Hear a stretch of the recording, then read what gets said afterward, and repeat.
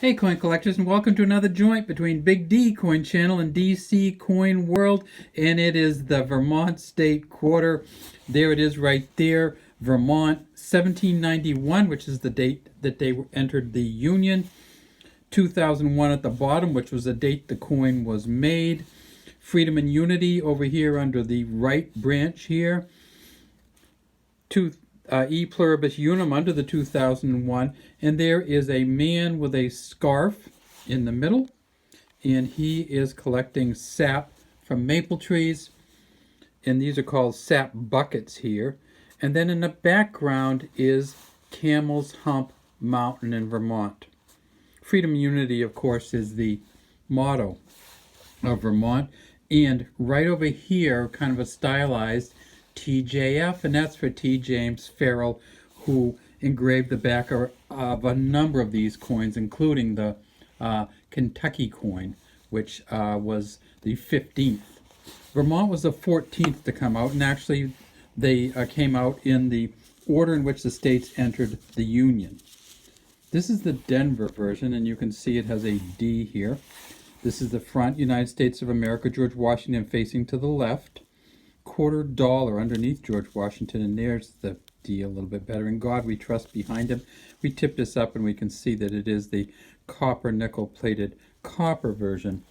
The Denver version in 2001, they made 459.4 million of these Denver coins. They also made them in Philadelphia, and the Philadelphia version pretty much exactly the same except for the P right here. Same reverse and everything.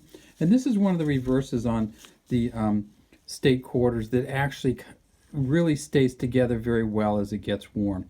So some of the Vermont ones just look really good even though they're older. And of course this one's over 20 years old already. The P here, they made 423.4 million at the Philadelphia Mint. And then the shiny one that we saw, of course you know that's the San Francisco Mint, because it's clearly a proof coin. But the question is, which proof coin is it? Is it the silver mint coin, which it sure looks like, or is it the copper nickel clad copper mint coin? We flip it up and we see it's a copper nickel clad copper, but this is a spectacular version of that coin. So this came from the San Francisco Mint in a mint set. They made two versions. They made a silver version, and then they made this copper nickel clad copper. And gracious, is this a beauty. United States of America on the top of this one, everything's the same except for the S right here, and the S for the San Francisco Mint, where they made 3,094,140 of these coins. The silver version, they only made 889,000.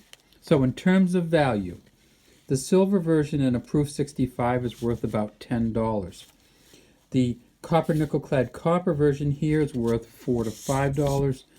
If you can get one of these Philadelphia coins in an MS 65, Mint State 65, it's worth about $6 to $7, as is the Denver Mint coin. If you want to get real high value on these coins, you've got to go up to MS 67 or so, and then you're getting into the hundreds. The problem with these coins in terms of value is that people collected these immediately when they first came out, and that was the whole point.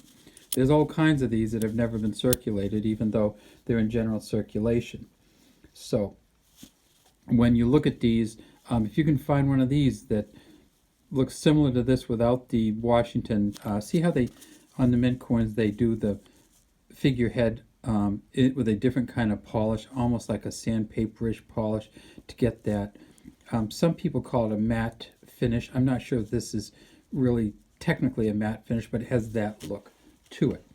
So Vermont, I thought Vermont was one of the original 13 states. Well, it wasn't. Vermont was 14th. It came into the Union on March 4th, 1791, about a year after Rhode Island. Vermont actually had been part of New York.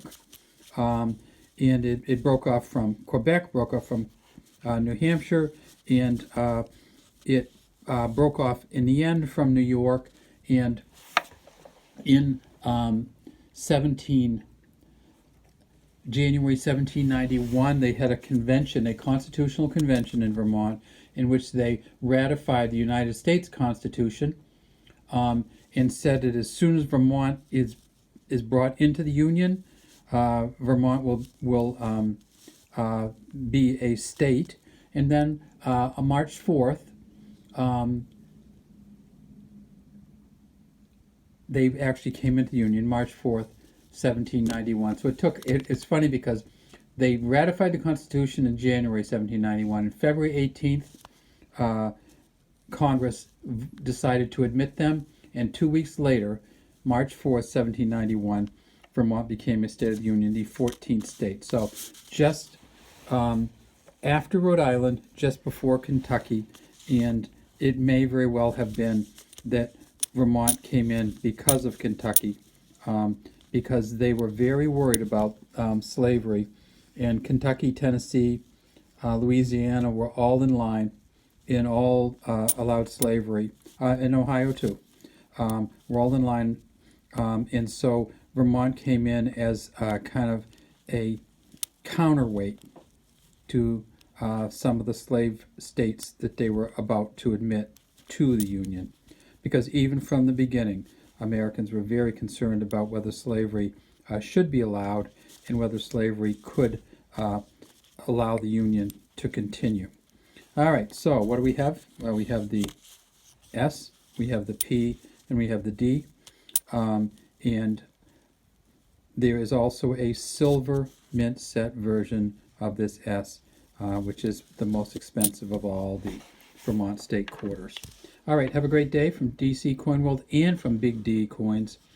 And we'd love to have you subscribe to our channels and leave any comments you might have in the comments section.